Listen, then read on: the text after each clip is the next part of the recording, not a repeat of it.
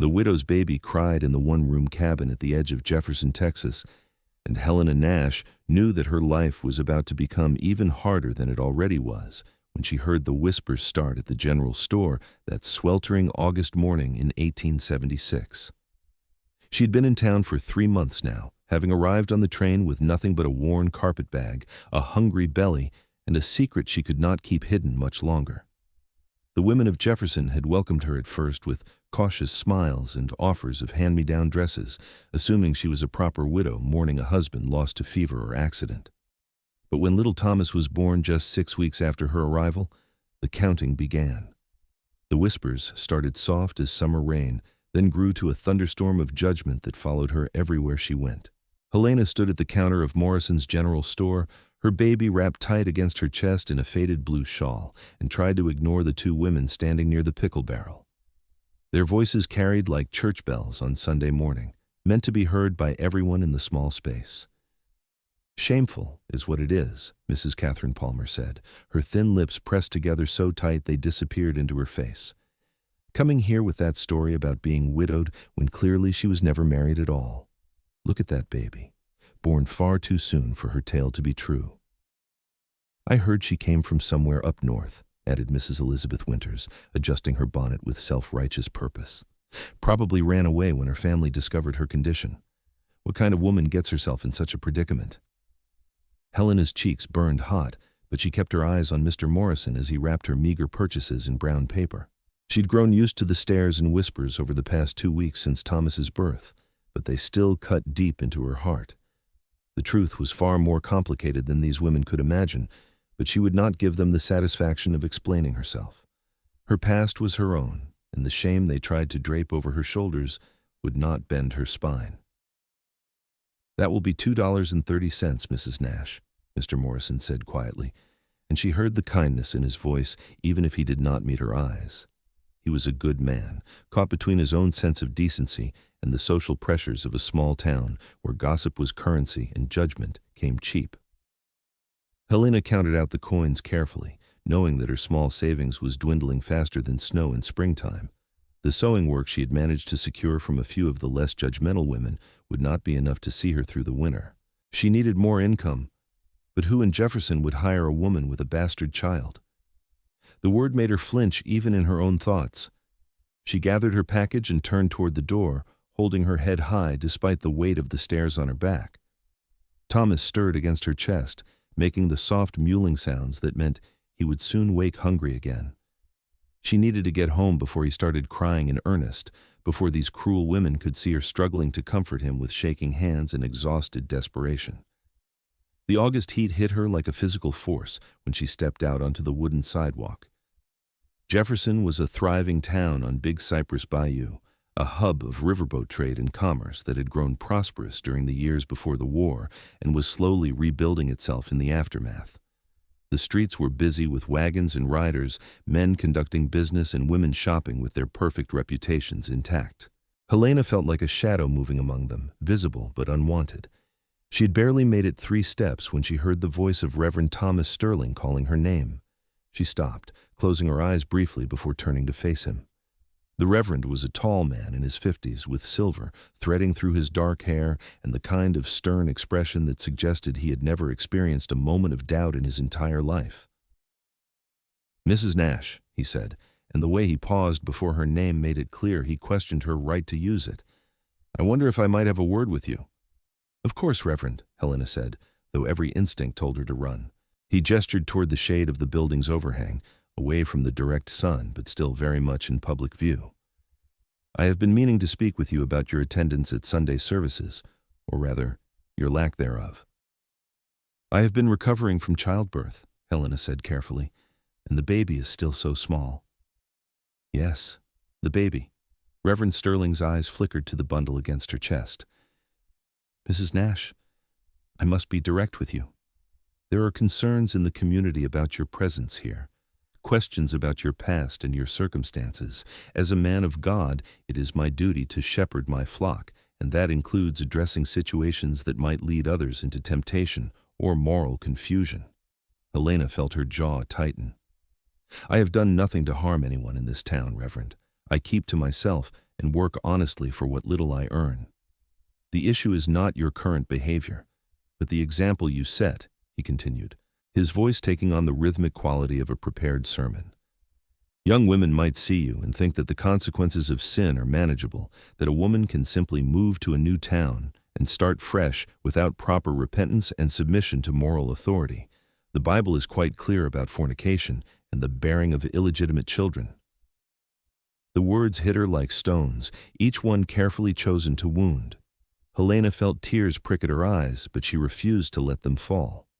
She had cried enough in private moments, holding her baby in the dark hours of night and wondering how she would survive. She would not give this man the satisfaction of seeing her break.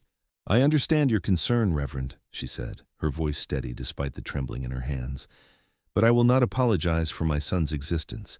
He is an innocent child who deserves love and care, not scorn. If your flock cannot understand that, then perhaps the problem lies not with me, but with their own hardness of heart." She did not wait for his response. She turned and walked away, her steps quick and purposeful, even as she heard his disapproving huff behind her. Her heart pounded in her chest, and she felt both terrified and strangely proud of herself for speaking back to him. But she also knew that she had just made her situation in Jefferson even more precarious. The cabin she rented sat at the far edge of town, a 15-minute walk along a dusty road that turned to mud when it rained. It was small and poorly constructed, with gaps in the walls that let in drafts and a roof that leaked in 3 places. But it was hers for now, as long as she could pay the $2 a month in rent to Mr. Horace Winters, who owned half the property in this part of town, and who happened to be married to one of the women who had been gossiping about her in the store. Helena pushed open the door and stepped into the relative cool of the cabin's interior. She set her package on the rough wooden table and gently lowered herself into the rocking chair that was one of the few pieces of furniture she owned. Thomas woke fully now, his small face scrunching up as he began to cry in earnest. She unbuttoned her dress and helped him latch on to nurse, feeling the familiar mixture of love and exhaustion that had become her constant companion. As he nursed, she looked around the sparse cabin. A rope bed in the corner with a thin mattress stuffed with straw, the rocking chair, the table with 2 mismatched chairs, a small cook stove that barely worked, a trunk containing all her worldly possessions.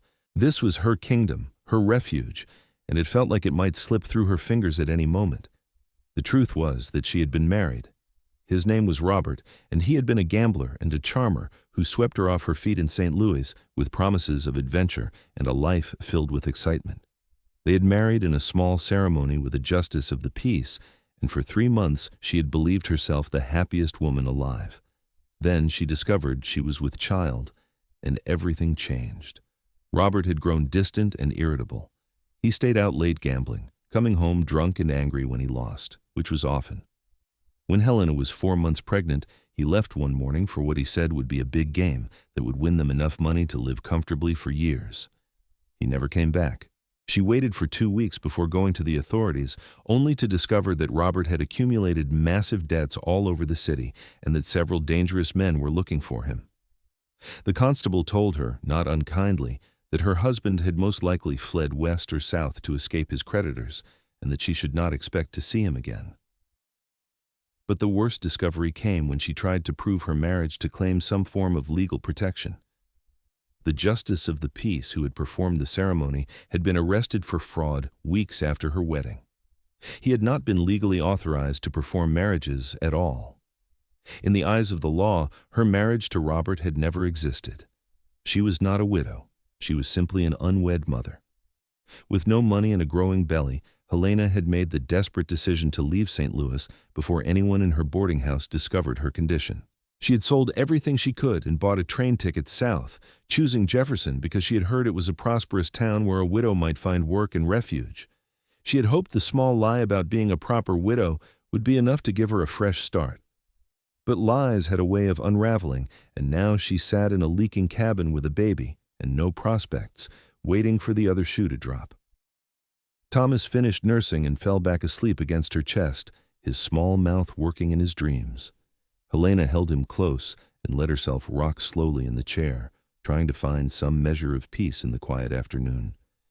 She must have dozed off because the next thing she knew, there was a firm knock at her door that made her jolt awake. Her first instinct was fear. Had the Reverend sent someone to confront her further? Had the Winters decided they no longer wanted to rent to a woman of questionable morals? She stood carefully, making sure Thomas was secure, and went to the door. When she opened it, she found herself looking up at a man unlike any she had seen in Jefferson before. He stood well over 6 feet tall, with shoulders so broad they nearly filled the doorframe. His hair was dark brown and hung past his shoulders, tied back loosely with a leather cord. His face was weathered and tanned from years in the sun, with a strong jaw covered in several days' worth of dark stubble.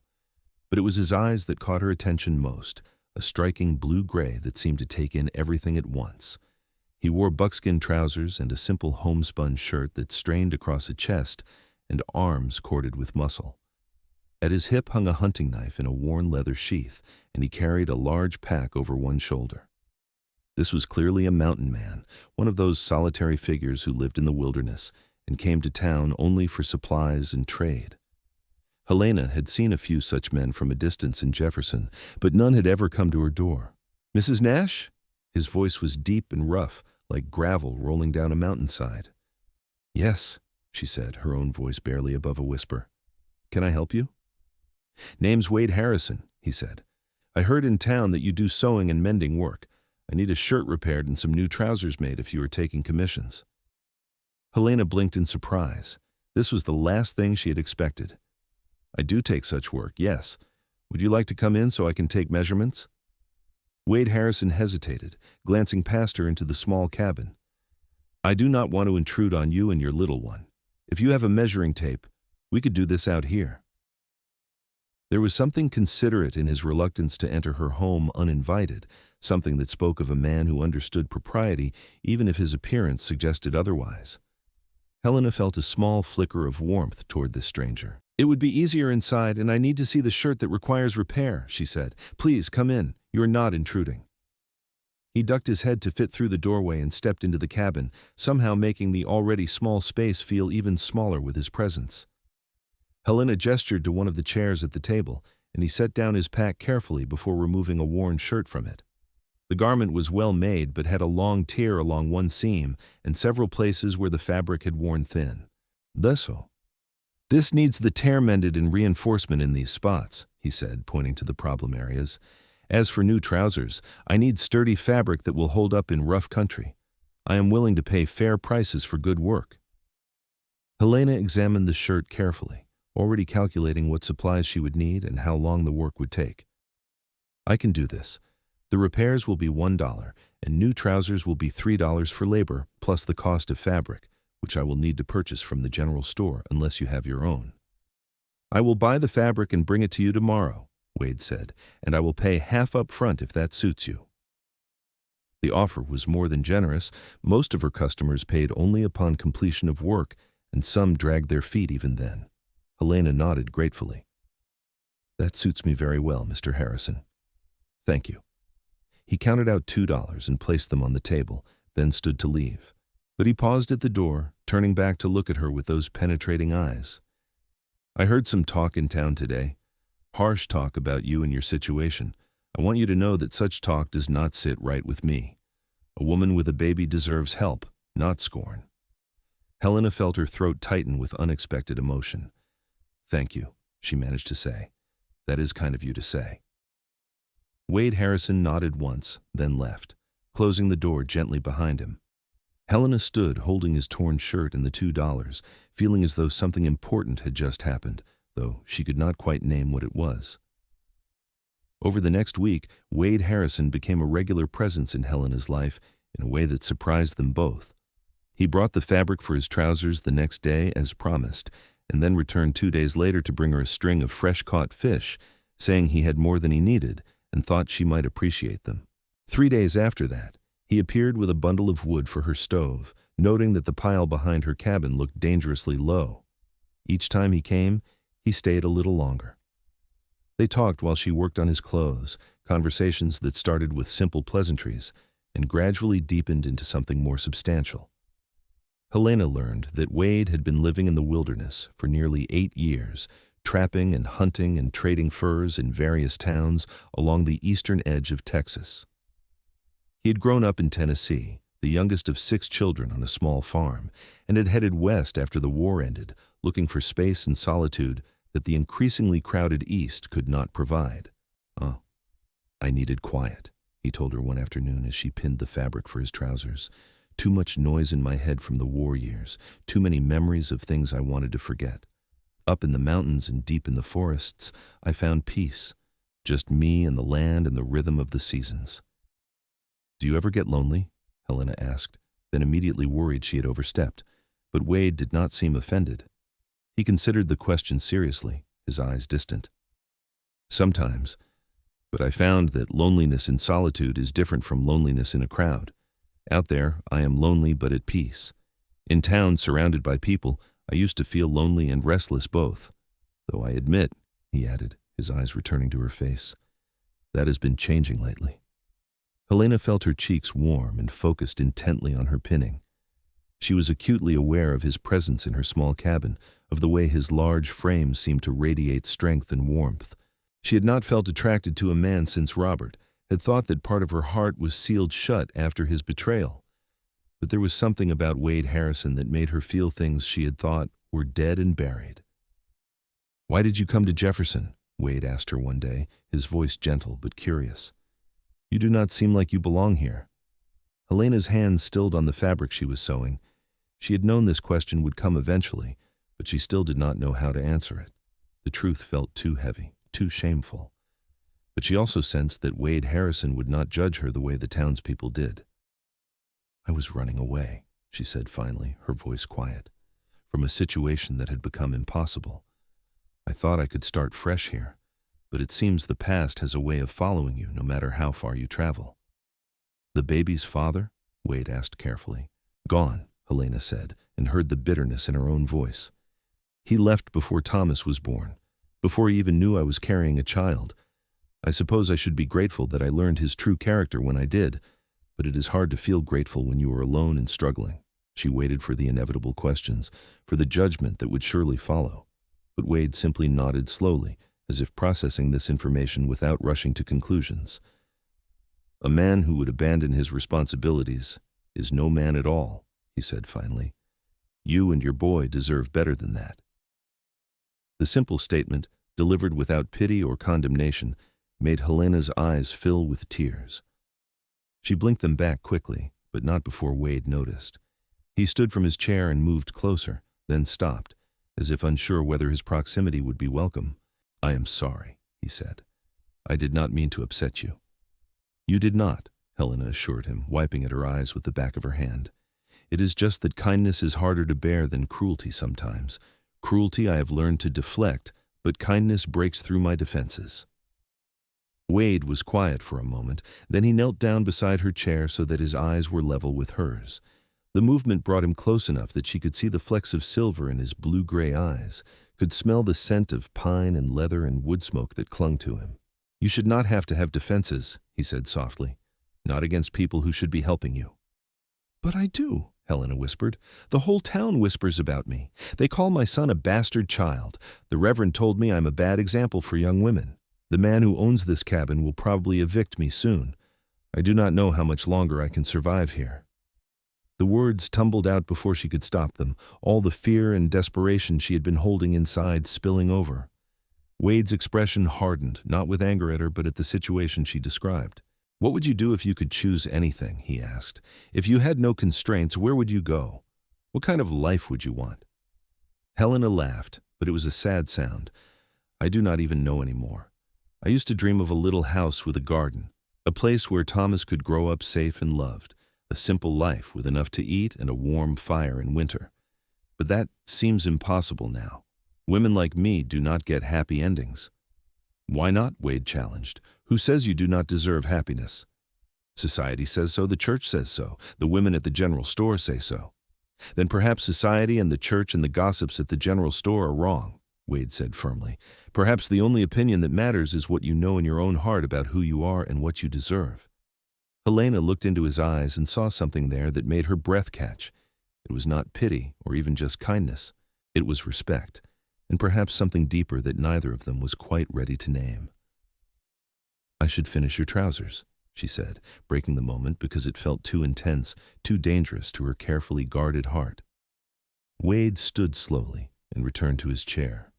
But something had shifted between them in that conversation, a foundation being laid that would support what was to come. 2 days later, Helena was marketing in town when the confrontation she had been dreading finally occurred. She was leaving the butcher shop with a small parcel of pork scraps that Mr. Daniels had sold her cheap when she nearly collided with Mrs. Elizabeth Winters and 2 other women from the church. "Mrs. Nash," Elizabeth Winters said, her voice dripping with false sweetness. "Or should I say, Miss Nash, as I understand that is more accurate." Helena felt her stomach drop. "Excuse me?" "Oh, do not play innocent with us," added Mrs. Sarah Porter, a sharp-faced woman with eyes like a hawk. "We have made inquiries about you. There is no record of your marriage in St. Louis, no death certificate for the husband you claim to have lost. You are nothing but a liar and a harlot who brought your shame to our town." The words were said loudly enough that people on the street stopped to listen. Helena felt trapped, surrounded by hostile faces and poisonous accusations. She clutched her parcel tightly and tried to think of some defense, some way to protect herself from this public humiliation. "You need to leave Jefferson," Elizabeth Winters continued, emboldened by the growing audience. "We will not have our children exposed to your corrupting influence. My husband owns the cabin you rent, and I am informing you now that your lease is terminated. You have 1 week to vacate the premises." "1 week?" Helena's voice came out higher than she intended. "But I have nowhere else to go. And the baby is so small. Please, you must give me more time." "We must do nothing of the sort," Elizabeth said coldly. "You should have thought of your circumstances before you engaged in immoral behavior. The consequences of sin are yours to bear, not ours to enable." Helena felt the world tilting around her. 1 week. She would be homeless in 1 week with a baby, and no money to go anywhere else. Panic clawed at her throat, making it hard to breathe. "The lady will not be needing your cabin." A deep voice cut through the crowd, and Helena turned to see Wade Harrison pushing his way through the gathered townspeople. He came to stand beside her, his presence like a solid wall between her and her accusers. "Mrs. Nash will be coming with me," the crowd murmured in shock. Elizabeth Winters' eyes widened. "Coming with you where exactly?" "To my cabin up in the pine country," Wade said calmly. "As my wife." The world seemed to stop spinning for a moment. Helena stared at Wade in complete shock. His wife? They had never discussed anything of the sort. She barely knew him beyond their conversations over the past week. What was he doing? "Your wife?" Elizabeth Winters sputtered. "You cannot be serious. This woman is not married to anyone. She has a bastard child." Wade's expression went cold in a way that made several people in the crowd take an involuntary step backward. "That woman," he said, his voice dangerously quiet, "is standing right here and deserves to be spoken about with respect. And her son is not a bastard child. He is a child who has done nothing wrong and who will be raised in my household as my own. Now, if you will excuse us, my fiancé and I have arrangements to make." He offered his arm to Helena, who took it in a daze. Her mind was reeling, trying to process what had just happened. Wade guided her away from the shocked crowd, his hand warm and steady on her elbow. They walked in silence until they were well away from the main street, stopping in the shade of a large oak tree near the edge of town. "I apologize for surprising you like that," Wade said, turning to face her. "But I could not stand by and watch them tear you apart. I made an impulsive decision, and I understand if you want to refuse." "Refuse what exactly?" Helena asked, her voice shaking. "Did you just propose marriage to me in front of half the town?" "I suppose I did," Wade admitted. He ran a hand through his hair, a gesture that suggested he was as unsettled as she was. "Look, I know this is sudden. We have only known each other a week. But I have been thinking about this for days now, even before what just happened. I have a cabin up in the pine country about 20 miles north of here. It is sturdy and well built with good land around it. I make a decent living from trapping and selling furs. It is a hard life in some ways, but it is honest and independent. I could provide for you and the baby. You would be safe there, away from the judgment of this town." Helena's mind was spinning. "But why would you do this? You do not know me. You do not owe me anything." Wade was quiet for a moment, his eyes searching her face. "I have been alone for a long time," he said finally. By choice, mostly, because I needed that solitude. But lately I've been feeling like maybe I've had enough of being alone. And then I met you, and I saw a woman who is strong and brave and doing everything she can to protect her child, despite impossible circumstances. I admire that. I admire you. And I think maybe we could help each other build something good. But marriage? Helena pressed. That is a serious commitment. What if we are not suited to each other? What if you come to resent me and Thomas? I will not, Wade said with certainty. I am not the kind of man who makes promises lightly. If I say I will care for you and your boy, I mean it. As for whether we are suited, we will not know unless we try. But I believe we could be. These past days, talking with you, I have felt more at ease than I have in years, more like myself than I have since before the war. That has to mean something. Helena felt tears welling up again, but this time they were not tears of despair. They were tears of hope and fear and overwhelming emotion. This man, this near stranger, was offering her everything she had thought was lost forever: safety, respectability, a home. But more than that, he was offering her a partnership, a chance to build a life with someone who seemed to see her as a person worthy of respect rather than an object of scorn. I do not love you, she said honestly, needing to be clear about where they stood. I care for you, and I am grateful to you, but I cannot promise love when we barely know each other. I am not asking you to love me right now, Wade replied. I'm asking you to give us a chance to see if love might grow between us. I believe it could, given time and patience. But even if it does not, we could still have a good partnership. Mutual respect and care can be enough to build a solid marriage. Helena thought of Thomas, sleeping peacefully in his makeshift cradle back at the cabin. She thought of the 1-week deadline hanging over her head like a sword. She thought of the long, uncertain road ahead if she refused this offer. And she thought of Wade Harrison himself, this strong, quiet man who had showed her more genuine kindness in 1 week than she had received from anyone else in months. Yes, she said, her voice barely above a whisper. Yes, I will marry you. Wade's face broke into a smile that transformed his weathered features, making him look years younger. Thank you, he said softly. I promise I will do everything in my power to be a good husband to you and a good father to Thomas. When? Helena asked practically. How do we do this? Today, if possible, Wade said. The justice of the peace can perform the ceremony. We can have it done legally and properly so that no one can question your status ever again. Then we will go back to your cabin, pack your belongings, and leave for my place tomorrow morning. The sooner we are away from this poisonous town, the better. The next few hours passed in a blur. Wade took her to the office of Justice Henry Caldwell, a kindly older man who asked no questions and seemed happy to perform the ceremony. They had no rings and no witnesses beyond the justice's wife, but the words were spoken and the paper was signed. In less than 15 minutes, Helena Nash became Helena Harrison, and Thomas gained a legal father. Walking back to her cabin as a married woman felt surreal. Wade carried Thomas while Helena tried to process everything that had happened. She had woken up that morning facing eviction and ruin, and now she was married to a mountain man she barely knew, preparing to leave the only civilization she had known to live in the wilderness. Are you having second thoughts? Wade asked as they approached the cabin, sensing her silence. I'm having all the thoughts, Helena admitted, but I'm not regretting my decision. I'm just overwhelmed. That is understandable, Wade said. This is a lot of change very quickly. But we will take it one day at a time. I will help you pack tonight, and we will leave early tomorrow before the town is fully awake. The less drama we can have with our departure, the better. They spent the evening packing Helena's meager possessions into her trunk and Wade's pack. He was efficient and practical, suggesting what to bring and what to leave behind. His cabin already had basic furniture and supplies, so she did not need to bring much beyond her clothes, personal items, and sewing supplies. As night fell, an awkward question arose. They were married now, but the cabin had only one bed, and neither of them had discussed the physical aspects of their sudden union.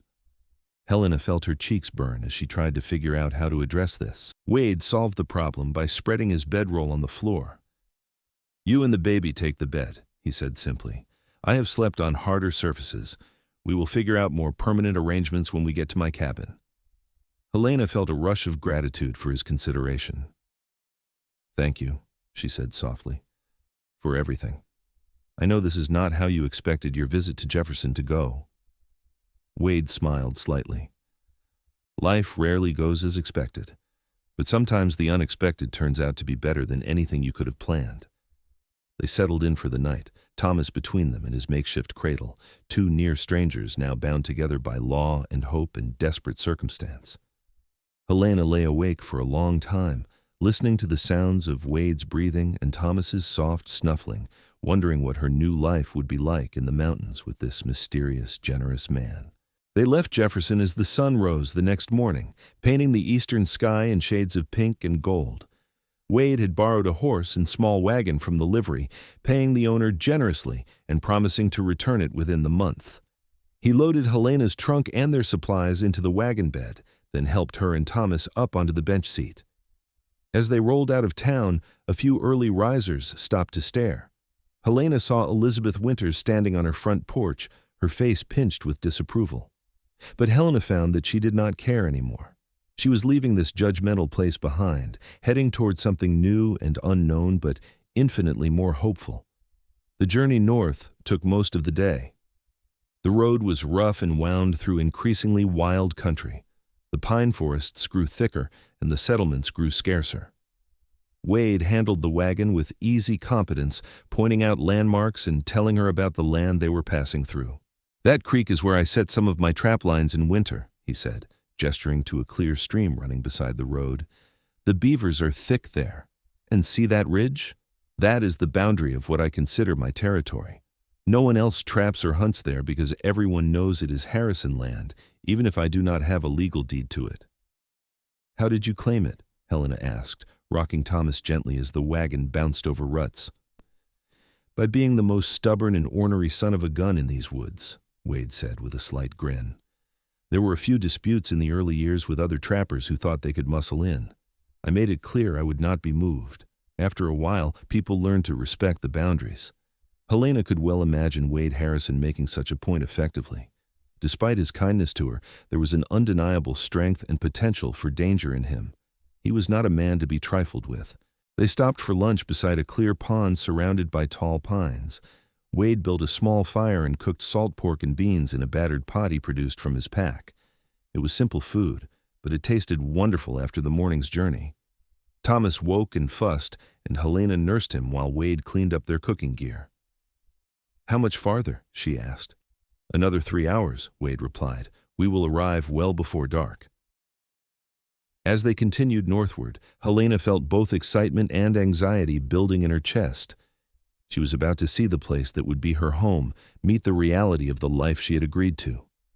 What if Wade's cabin was nothing more than a rough shack? What if the isolation drove her mad? What if she could not adapt to this wilderness life? But when they finally emerged into a clearing and she saw Wade's cabin for the first time, many of her fears eased. The structure was solid and well built, constructed of thick logs chinked carefully against the weather. It was larger than she had expected, clearly a 2-room dwelling with a stone chimney rising from one end. Behind it stood a sturdy barn and several smaller outbuildings. A vegetable garden grew to one side, somewhat overgrown but still producing. A creek ran nearby, its water sparkling in the late afternoon sun. "This is your home?" Helena breathed, taking in the sight. "Our home now," Wade corrected gently. He drew the wagon to a stop in front of the cabin and jumped down, then came around to help her and Thomas descend. "I built it myself over 3 summers. It is not fancy, but it is solid. Come, let me show you inside." The interior exceeded her expectations even more than the exterior. The main room was spacious with a large stone fireplace, a sturdy table with 4 chairs, a comfortable-looking upholstered chair that seemed out of place in the wilderness setting, and various shelves and cupboards built into the walls. A bearskin rug covered part of the wooden floor. The second room, separated by a curtained doorway, contained a real bed frame with what looked like a decent mattress, a chest of drawers, and a wooden cradle that made Helena's breath catch. "You have a cradle," she said, touching the smooth wood gently. Wade cleared his throat, looking almost embarrassed.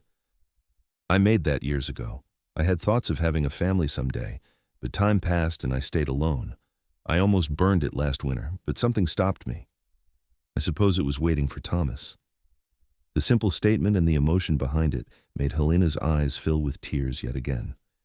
She seemed to cry so easily these days, overwhelmed by the roller coaster of fear and hope that had become her life. "It is beautiful," she said. "Everything here is beautiful. Thank you for bringing us here." Wade smiled, pleased by her reaction. "I'm glad you approve. Now, let me bring in your trunk and get you settled. You must be exhausted from the journey." The rest of the afternoon was spent unpacking and arranging Helena's belongings in her new home. Wade was attentive and helpful, making space in the drawers for her clothes and clearing a shelf for her sewing supplies. He showed her where he kept food stores, how to work the pump he had engineered to bring water from the creek to a barrel beside the cabin, and where the privy was located. "I know it is more primitive than what you are used to," he said apologetically, "but it is clean and functional." "It is more than I had any right to hope for," Helena assured him. "Truly, Wade, this is wonderful." That evening, Wade cooked dinner over the fireplace, producing a surprisingly good stew from dried venison and vegetables from his garden. They ate together at the table, the domesticity of the scene feeling both foreign and right. Thomas lay content in the cradle, and Helena found herself relaxing in a way she had not been able to for months. "What's your typical routine here?" she asked, curious about what her days would be like.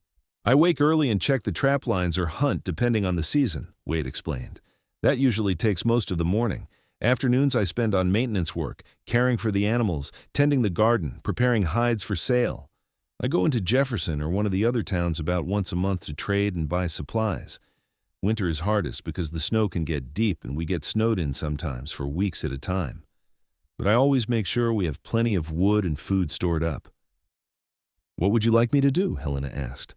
"I want to contribute and be useful." "You will be," Wade assured her. "I have been living a bachelor life, and there are 100 tasks I have been putting off or doing poorly.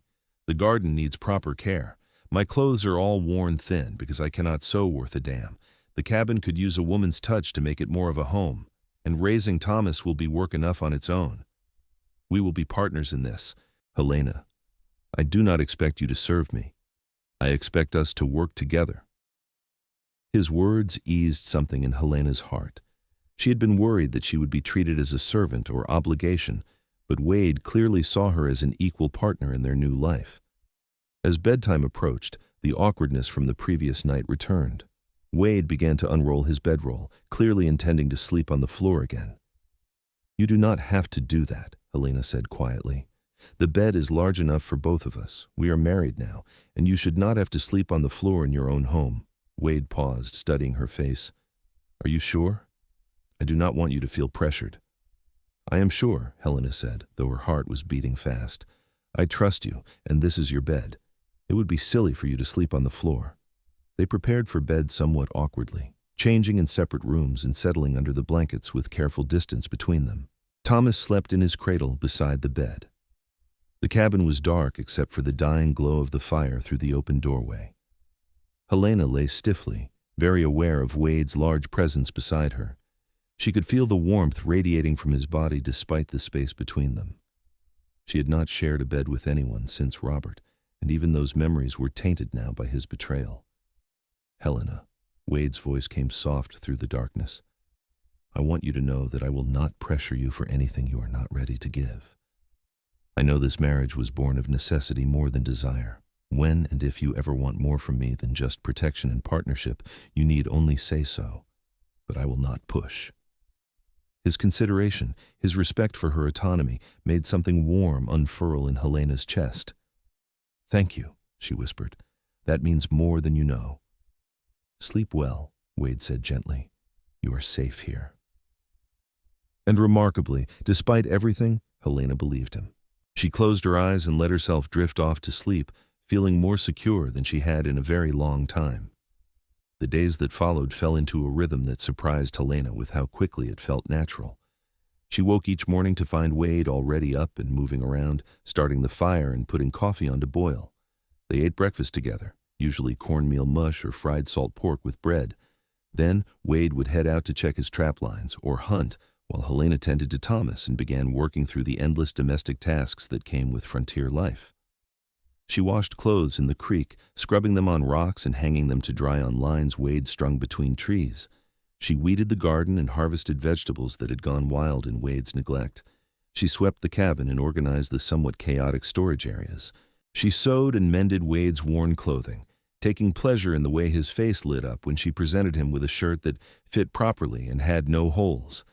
In the afternoons, Wade would return, and they would work together on various projects. He taught her how to prepare animal hides, scraping and treating them until they were soft and supple. She taught him how to properly can vegetables so the food would last through the winter.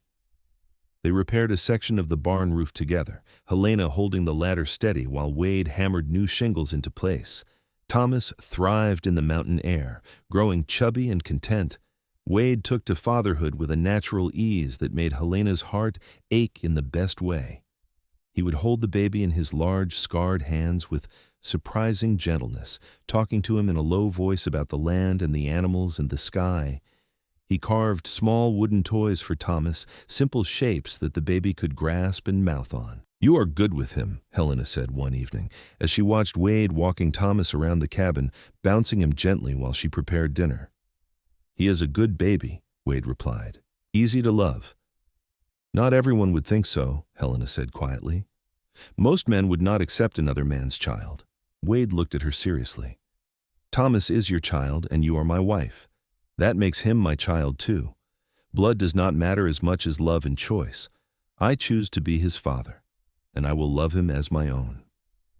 Helena felt tears prick at her eyes again. She seemed to cry at the drop of a hat these days. But these were good tears, tears of gratitude and growing affection for this man who had appeared in her life like an answer to prayers she had not even known how to form. As the weeks passed, Helena found herself watching Wade more and more, noticing things about him that made her pulse quicken. The way his muscles flexed under his shirt when he worked. The line of his jaw and the rare but beautiful smile that transformed his usually serious face. The sound of his deep laugh when something struck him as funny. The gentleness in his hands despite their size and obvious strength. She was falling in love with him, she realized, with a mixture of joy and terror. It was not the wild, passionate, foolish love she had felt for Robert. This was something deeper and more solid, built on respect and daily kindness, and the growing sense that they were building something real and lasting together. But she did not know how to tell him. They still slept in the same bed every night, but Wade kept a careful distance between them, true to his word about not pressuring her. Sometimes Helena wanted to close that distance, to reach out and touch him, to see if he felt the same growing attraction that she did. But fear held her back. What if she was misreading his kindness? What if he still saw her only as a responsibility he had taken on rather than a woman he desired? The question was answered one cool October evening after they had been married for nearly 2 months. They had spent the day harvesting the last of the garden and preparing it for winter. After dinner, they sat together in front of the fire, Helena mending socks while Wade cleaned his rifle. Thomas slept peacefully in his cradle. "Winter will be here soon," Wade said, examining the rifle barrel carefully. "Another few weeks and we will see the first real snow. I want to make sure we have everything we need before the heavy weather sets in." "What else do we need?" Helena asked. "More firewood, though I have been working on that. More meat dried and stored. I need to make one more trip to Jefferson for salt and coffee and a few other supplies we cannot make ourselves." "When will you go?" "Day after tomorrow, I think. I will be gone 2 days, 3 at most."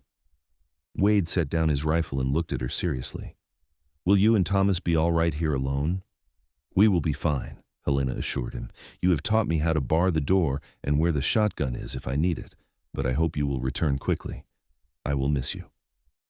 The words slipped out before she could stop them, more revealing than she had intended. Wade's eyes widened slightly, and Helena felt her cheeks flush. "Will you?" he asked softly. Helena set down her mending, her hands trembling slightly. "Yes," she said honestly. "I will miss you very much. Wade, I need to tell you something." He turned to face her fully, giving her his complete attention. "What is it?" "When we married, I told you I did not love you," Helena began, her voice shaking. "I want you to know that has changed. These past weeks, living here with you, seeing the kind of man you are and the way you treat me and Thomas, I have fallen in love with you. I understand if you do not feel the same. I know our marriage was a practical arrangement, but I needed you to know how I feel." Wade was very still, his eyes locked on her face. Then, slowly, carefully, he reached out and took her hand in his much larger one. "Helena," he said, his voice rough with emotion, "I have been in love with you since the day I found you standing in that cabin door with your baby on your hip and determination in your eyes despite how afraid you were. I married you because I wanted to protect you, yes, but also because I wanted you in my life. I have been trying so hard to be patient, to give you time to heal from your past, but I have wanted you every single day." Helena's breath caught. "Truly?" "Truly," Wade confirmed. He brought her hand to his lips and kissed her knuckles gently. "You are the strongest, bravest, most beautiful woman I have ever known.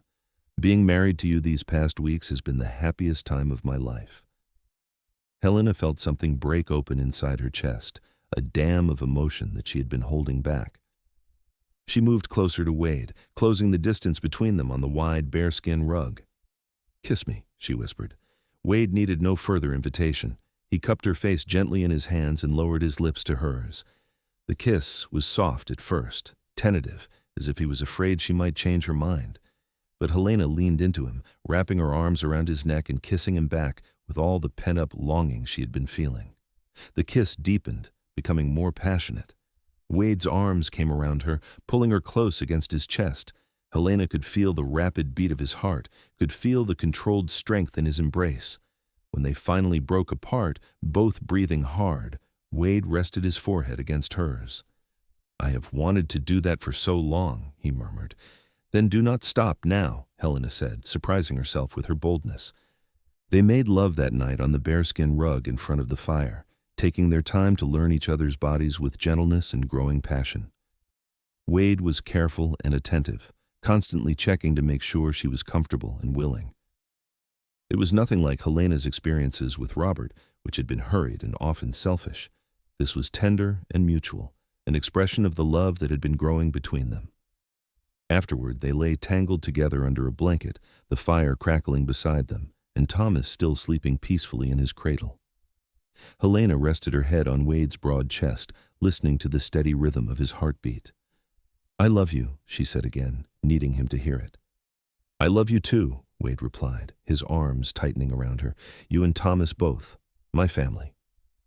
Helena felt tears slip down her cheeks, but they were tears of pure joy. She had gone from desperate and alone to loved and secure in the space of a few months.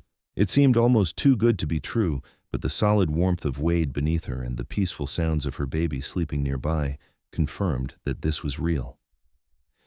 "What are you thinking?" Wade asked, stroking her hair gently. "I'm thinking that I am grateful," Helena said. "Grateful that you walked into my life when you did. Grateful that you saw me as a person worthy of love rather than an object of scorn. Grateful that you gave Thomas and me this home and this life." "I am the grateful one," Wade countered. "I was half alive before you came into my world, going through the motions of living but not really feeling anything.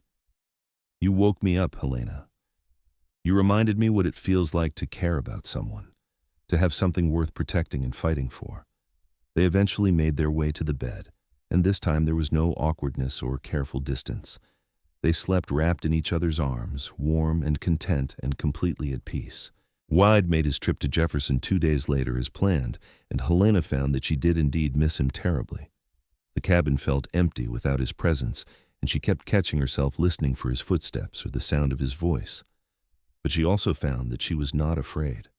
She had Wade's shotgun close at hand, and she felt confident in her ability to protect herself and Thomas, if needed. She spent the 2 days preparing for winter in earnest, following the list of tasks Wade had left for her. She brought in more firewood and stacked it neatly near the door. She cleaned and oiled the few cooking pots and pans. She finished mending the last of Wade's clothes and even made a warm winter coat for Thomas, cutting down one of Wade's old shirts and stitching it into a small garment lined with rabbit fur. When Wade returned on the evening of the second day, Helena ran out to meet him as he drove the wagon into the clearing. He jumped down and caught her in a fierce embrace, lifting her off her feet and kissing her soundly. "I missed you," he said, setting her down but keeping his arms around her. "I missed you too," Helena replied, leaning into his warmth. "Did you have any trouble in town?" Wade's expression darkened slightly. "I ran into Elizabeth Winters at the general store. She made some snide comments about our marriage and suggested that I had been taken in by a scheming woman. I informed her very clearly that my marriage was none of her concern, and that if I heard one more word of gossip about my wife, I would make my displeasure known in ways she would not enjoy." Helena felt a mixture of gratitude and concern. "You did not threaten her, did you?" "Not explicitly," Wade said with a slight smile. "But I may have implied that men who allow their wives to spread malicious gossip are not men I will trade with or do business with. Since Horace Winters owns half the properties I would normally use for trading, that gave her something to think about." "Will that cause problems for you?" Helena worried. "No more than I am willing to handle," Wade assured her. "I will not allow anyone to speak ill of you, Helena. You are my wife, and I will defend your honor." The protective fierceness in his voice made Helena's heart swell with love. She reached up and kissed him again, pouring all her feelings into the gesture. That winter proved to be both challenging and wonderful in ways Helena had never imagined.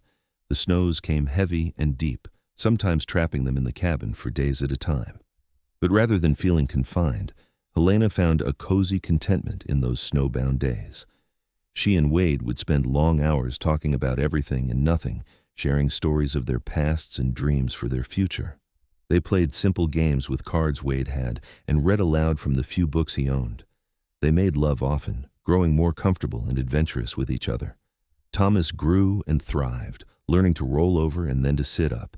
Wade would spend hours on the floor with him, encouraging his development and laughing at his babbling attempts at communication.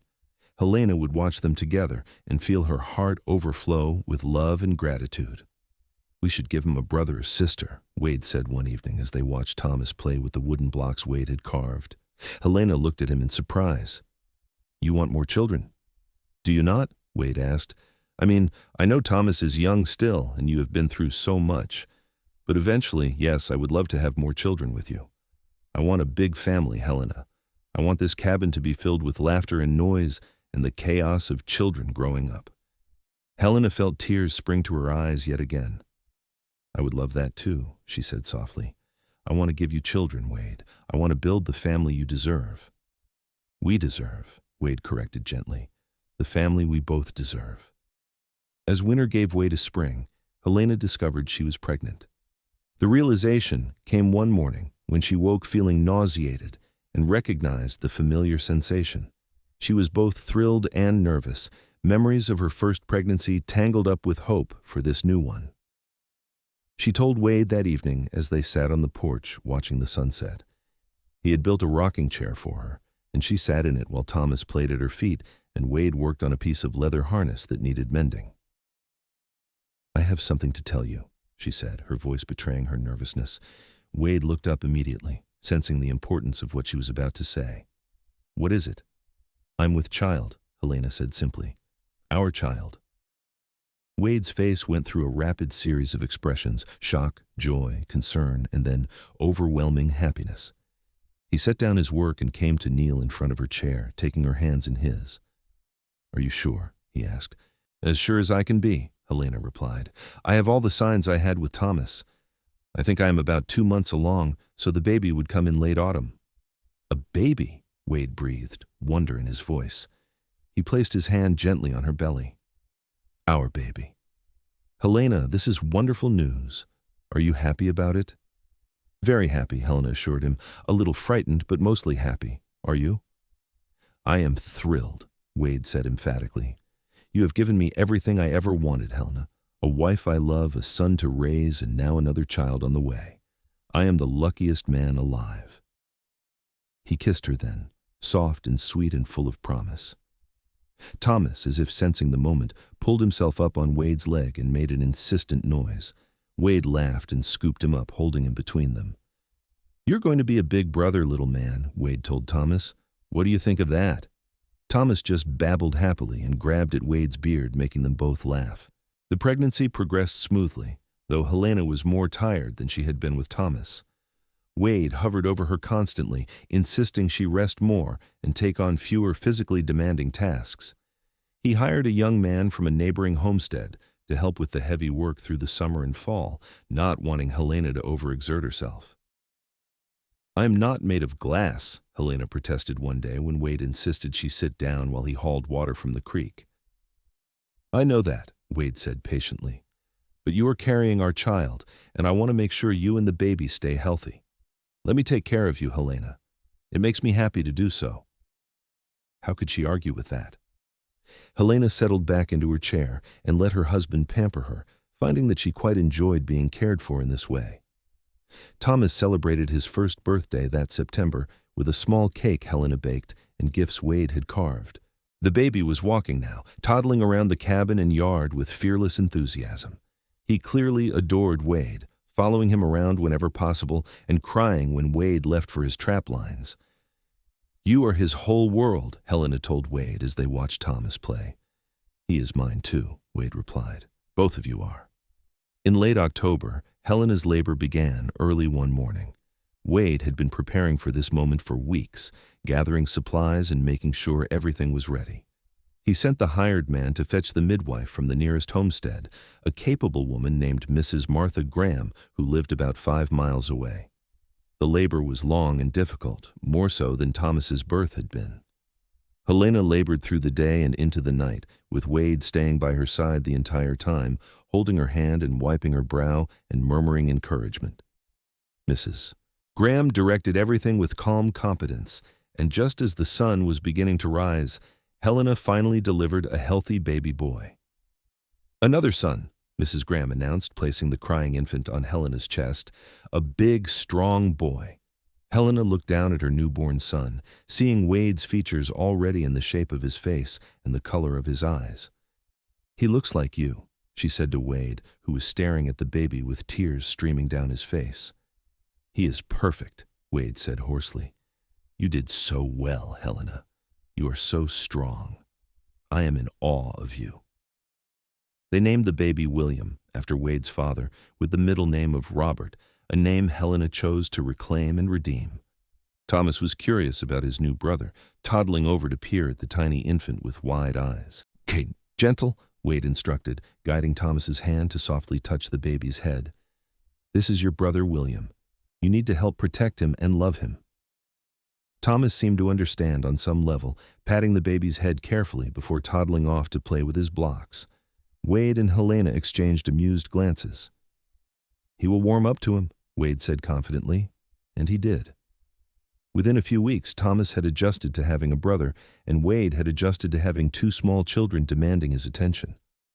The cabin that had been so quiet and orderly when Helena first arrived now rang with the sounds of family life. Babies crying and laughing, Thomas's excited shouts as he learned new words, Wade's deep voice singing lullabies and telling stories. Helena would sometimes stop in the middle of her daily tasks and just look around at her life with wonder. She had gone from desperate and scorned to cherished and secure. She had a husband who loved her fiercely, 2 healthy sons, and a home that felt safe and warm. The whispers of Jefferson seemed like they belonged to a different lifetime, a different woman. One evening in early spring, as they sat on the porch watching Thomas chase fireflies while William slept in Helena's arms, Wade turned to her with a serious expression. "I want to officially adopt Thomas," he said. "I want his last name to be Harrison legally, not just in practice, and I want to make sure that if anything ever happened to me, you and both boys would be provided for. I have been thinking about going to the county seat to file the proper papers and make a will." Helena felt her throat tighten with emotion. "You do not have to do that. We are already a family in every way that matters." "I know," Wade said, "but I want it to be legal and official.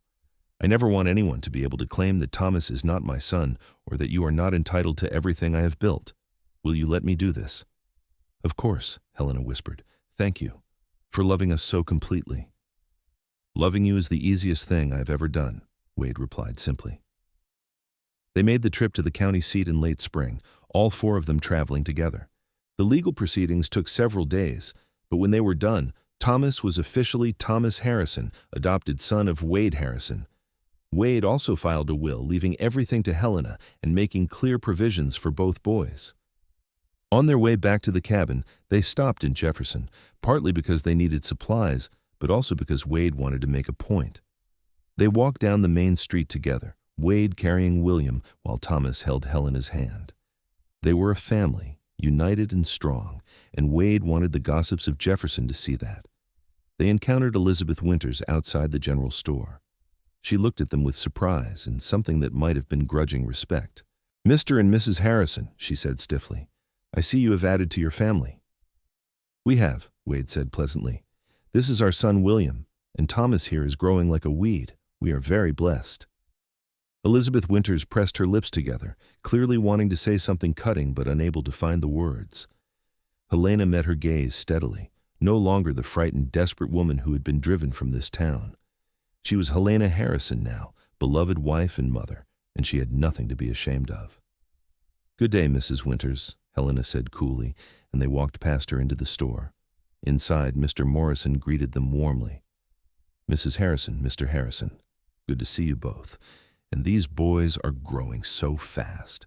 They conducted their business and left Jefferson behind, returning to their mountain home with relief. That night, as they settled into bed with both boys, sleeping peacefully in their cradles nearby, Wade pulled Helena close. "Are you happy?" he asked her, as he often did.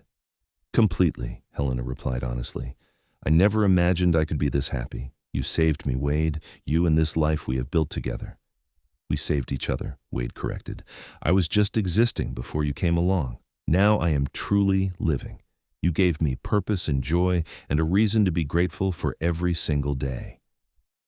They kissed in the darkness, a tender affirmation of the love that had grown between them. Outside, the mountain wind whispered through the pines, and somewhere in the distance, an owl hooted. The sounds of the wilderness that had once seemed threatening to Helena now felt like home. The years passed in a rhythm of seasons and growth. Thomas grew into a sturdy, adventurous boy who followed Wade everywhere and learned to trap and hunt and track. William proved to be quieter and more thoughtful, preferring to stay close to Helena and help with the domestic tasks. They welcomed a daughter, Grace, 2 years after William, and then another son, Jacob, 2 years after that. The cabin expanded to accommodate the growing family, with Wade building an additional room and a loft space where the older boys could sleep. The homestead prospered as Wade's reputation as a skilled trapper and honest trader grew. They never became wealthy, but they always had enough and often had extra to share with neighbors who fell on hard times. Helena's sewing skills became well known in the region, and she took on commissions from families as far as 30 miles away. The money she earned was hers to keep or spend as she chose, though she usually saved it for special occasions or unexpected needs.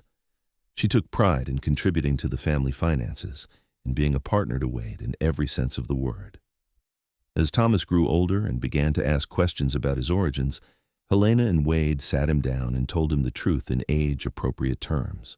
They explained that Wade had not been his birth father, but had chosen to be his father in every way that mattered. Thomas processed this information seriously, then hugged them both. "You are my real father," he told Wade firmly, "because you are the one who loves me and teaches me and takes care of me. That is what makes a real father." Wade had to turn away to hide his tears, and Helena held her firstborn son close, grateful beyond words for his wisdom and acceptance. The children grew and thrived, and the cabin was indeed filled with the laughter and chaos Wade had dreamed of. There were hard times too, of course, a particularly brutal winter when they nearly ran out of food, a summer when disease swept through the region, and they nursed William through a terrible fever that nearly took him. The everyday struggles of raising children and maintaining a homestead in unforgiving country. But through it all, Helena and Wade stood together, their love deepening with each passing year. They argued sometimes, as all couples do, but they always worked through their disagreements with respect and communication. They never let the sun go down on their anger, always making peace before sleep. On their 10th anniversary, Wade took Helena on a trip, just the two of them, leaving the children in the capable care of Mrs. Graham for a few days. They traveled to a beautiful spot in the mountains Wade had discovered years before, a meadow filled with wildflowers and surrounded by towering pines with a view of distant peaks that took Helena's breath away. "I wanted to bring you somewhere beautiful," Wade said as they stood together looking at the vista, "somewhere that reminded me of you, wild and lovely and strong." "You are a romantic," Helena teased gently, leaning against his solid warmth. "Only with you," Wade replied. "You bring out sides of me I did not know existed." They made camp in the meadow and spent 2 days and nights in the wilderness together, talking and making love and simply enjoying each other's company without the demands of children and homesteading. It was a precious time of reconnection, a reminder of the bond that underlay all the daily routines of their life. "Do you ever regret it?" Helena asked him on their last night in the meadow, as they lay under the stars wrapped in blankets. "Taking on me and Thomas all those years ago. You could have had a simpler life." "Never," Wade said fiercely. "Not for a single moment.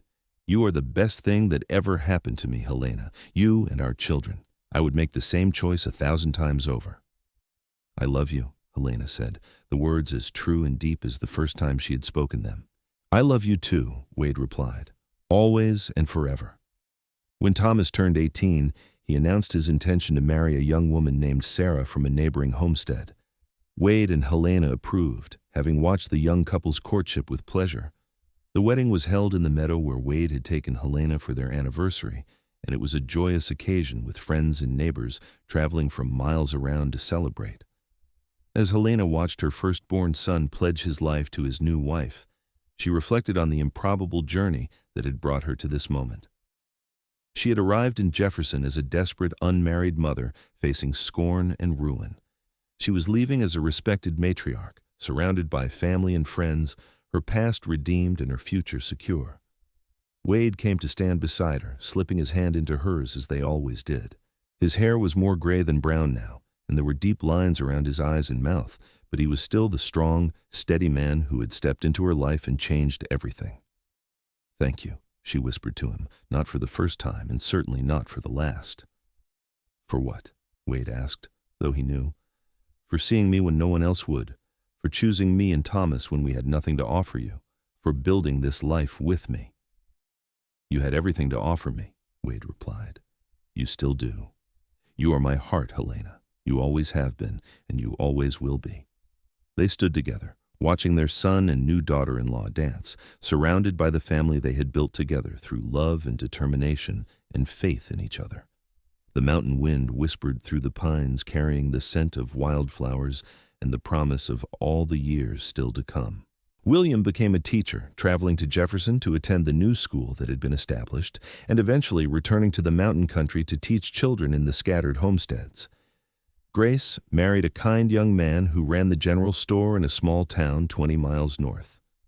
Jacob followed in Wade's footsteps, becoming a skilled trapper and hunter, who extended their family's territory even further into the wilderness.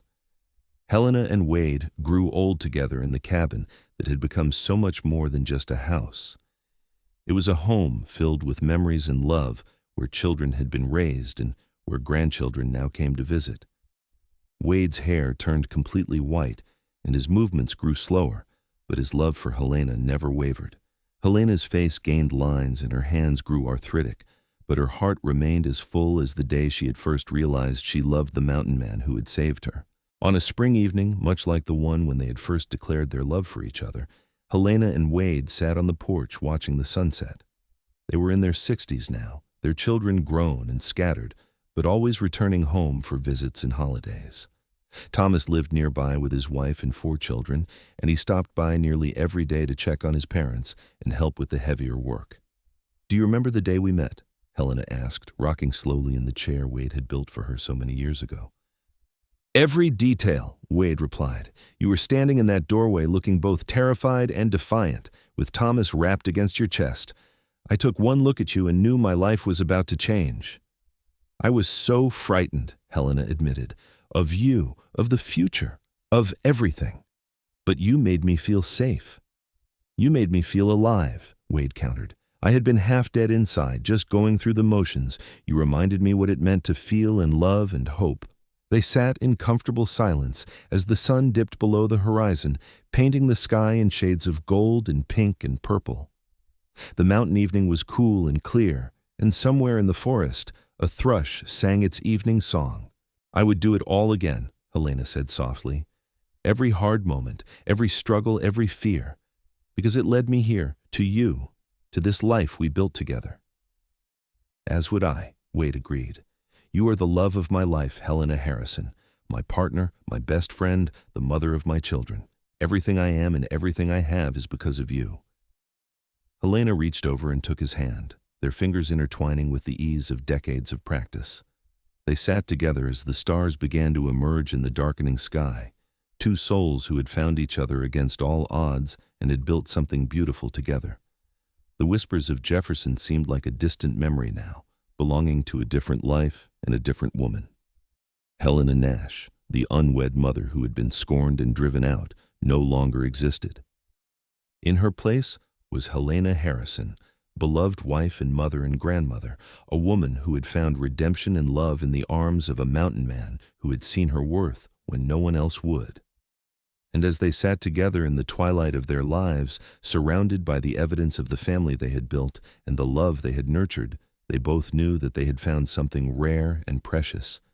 They had found a love that transcended circumstance and judgment, a love that had grown stronger with each passing year, a love that would endure long after they were gone, living on in their children and grandchildren and in the stories told around fires on cold mountain nights. The mountain man had said she would have a husband, and she did.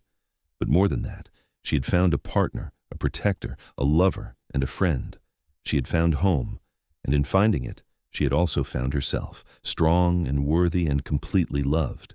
As night fell over the mountain cabin and the sounds of the wilderness rose around them, Helena and Wade went inside together, closing the door on another perfect day in the life they had built together. Tomorrow would bring new challenges and new joys, but they would face it as they had faced everything else, together, united by a love that had conquered scorn and judgment and impossible odds. And they lived happily ever after, in every sense that mattered, surrounded by family and love, until their final days. When Wade eventually passed in his sleep at the age of 72, with Helena holding his hand, his last words were, "I love you."